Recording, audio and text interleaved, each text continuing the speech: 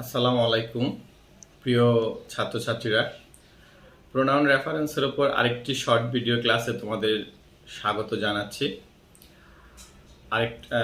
আজকে আমরা প্রোনাউন রেফারেন্সের ক্ষেত্রে আরেকটা নিয়ম শিখব সংক্ষিপ্ত সময়ের মধ্যে। আসো দেখি কি শিখতে পারি আমরা। টপিকটা হচ্ছে, আমি একটা বোর্ড থেকে নিয়েছি, সালাম অ্যান্ড সালমা আর সিবলিংস। এটা বাংলা করলে দাঁড়ায় যে সালাম এবং সালমা হচ্ছে ভাই বোন। They read in a local primary school, তারা একটা স্থানীয় প্রাথমিক বিদ্যালয়ে পড়ে।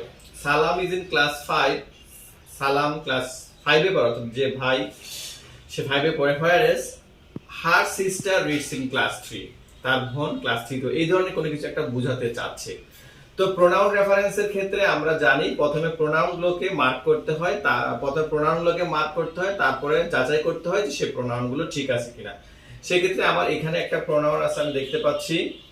এরপরে তোমার এখানে একটা প্রোনাউন আছে। তাহলে আমি এই দুইটা প্রোনাউনকে এখন যাচাই করব। এই প্রোনাউনটাকে আমি যাচাই করব এটা দিয়ে, যে আমার প্রোনাউন, তোমরা জানো প্রোনাউনকে যাচাই করতে হয় তার আগের লাইন দিয়ে। তাহলে এখানে আছে দে, আগের লাইনে কি ছিল?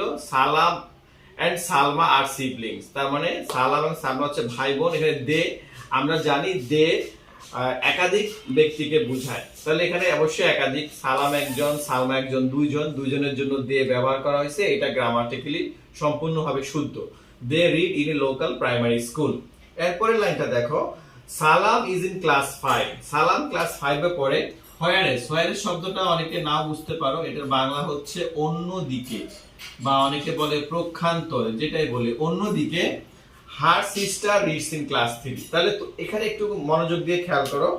প্রথমে বলেছিল সালাম, সালাম কিন্তু পুরুষবাচক শব্দ, হ্যাঁ, তার ভাই।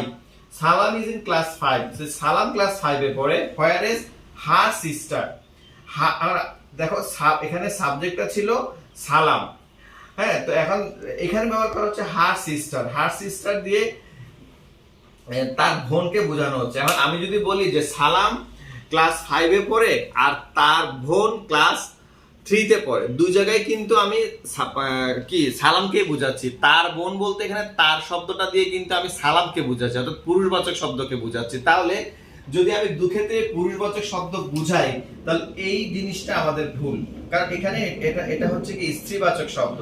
যে আমি লিখেছি যে হিজ ব্যবহার করা হয় পুরুষবাচক শব্দের ক্ষেত্রে, আর ব্যবহার করা স্ত্রীবাচক শব্দের ক্ষেত্রে। তাহলে আমি যেহেতু শুরু করছি সালাম দিয়ে, পুরুষবাচক শব্দ দিয়ে, তাহলে আবার সালামকে বুঝাচ্ছি, তাহলে অবশ্যই এখানে আমার পুরুষবাচক শব্দ ব্যবহার করতে হবে।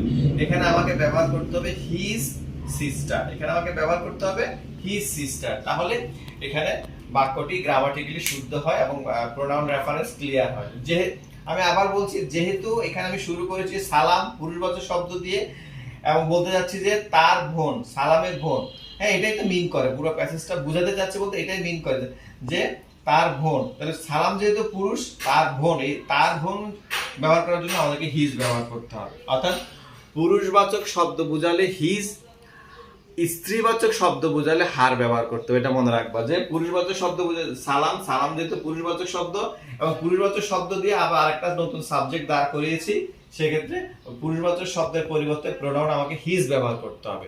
এতটুকু মনে রাখলে হবে তোমাদের সংক্ষেপে, যে পুরুষবাচক শব্দের ক্ষেত্রে হিজ ব্যবহার করতে হবে, আর স্ত্রীবাচক শব্দ যদি বুঝাতে চায় বা মিন করতে চায় সেক্ষেত্রে হার বুঝাতে হবে। এখানে মূলত পুরুষবাচক এবং স্ত্রীবাচক শব্দের যে আলাদা আলাদা প্রোনাউন, সেটা বোঝানোর জন্য আসলে এই কয়েকটা লাইনে দেওয়া হয়েছিল। আশা করতেছি আমার এই সংক্ষিপ্ত কথার মাধ্যমে তুমি এটা বুঝতে পেরেছো। ধন্যবাদ সবাইকে।